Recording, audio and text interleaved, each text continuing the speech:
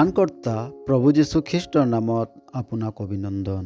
পবিত্ৰ বাইবেলৰ মথিয়ে লিখা শুভবাৰ্তা 3 অধ্যায় 15 পদত আমি এইদৰে পঢ়িবলৈ পাওঁ। কিন্তু যীশুৱে উত্তৰ দি তেওঁক ক'লে, এতিয়া হ'বলৈ দিয়া, কিয়নো এইদৰে সকলো ধাৰ্মিকতা সিদ্ধ কৰা আমাৰ উচিত। যেতিয়া যোহনে মানুহবিলাকক মন পালটনৰ বাপ্তিস্মা দি আছিল, সেই সময়ত যীশুৱে বাপ্তিস্মা ল'বলৈ তেওঁৰ ওচৰত আহিল। যীশু যিজনা হৈছে ঈশ্বৰৰ পবিত্ৰ পুত্ৰ, তেওঁ মন পালটনৰ বাবে তেওঁৰ কোনো পাপ নাছিল, কিয়নো তেওঁ পাপ কি তাক নাজানিছিল। তেওঁত কোনো পাপ নাছিল, তেওঁত পাপৰ স্বভাৱ নাছিল আৰু তেওঁ কোনো পাপ কৰা নাছিল। তেওঁ গালিৰ পৰিৱৰ্তে ধমকি দিয়া নাছিল। মানৱ জাতিৰ মুক্তিৰ বাবে তেওঁ নিজকে বলিদান কৰিছিল।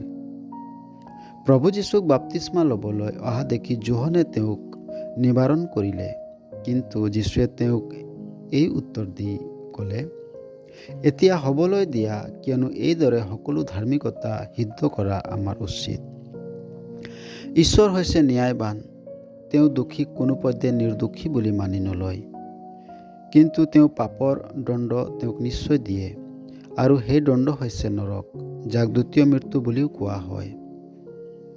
প্ৰভু যীশু পানীত ডুব যোৱা মানুহৰ পৰিৱৰ্তে দণ্ড সহাৰ সদৃশ্য হয়, আৰু পানীৰ পৰা ওলোৱা পুনৰুত্থানৰ সদৃশ্য হয়। যিজনে প্ৰভু যীশুক বিশ্বাস কৰে, তেওঁ এইটো বিশ্বাস কৰে যে যীশুৱে মোৰ পাপৰ বাবে ক্ৰুচত দণ্ড সহিলে। এইকাৰণে ধৰ্মময় ঈশ্বৰে সেই বিশ্বাস কৰা ব্যক্তিক পাপৰ ক্ষমা প্ৰদান কৰে, কিয়নো তেওঁৰ দণ্ডক যীশুৱে সহিলে। এতিয়া ধৰ্মময় ঈশ্বৰে বিশ্বাসীক দুনাই সেই দণ্ড নিদিয়ে, কাৰণ সেই দণ্ড দি তেওঁ নিজৰ ধৰ্ম ভ্ৰষ্ট নকৰিব। যিজনা প্ৰভুৱে আপোনাৰ বাবে নিজকে দান কৰিলে, সেই প্ৰভুক আপুনি নিজৰ হৃদয় দিব নিবিচাৰেনে?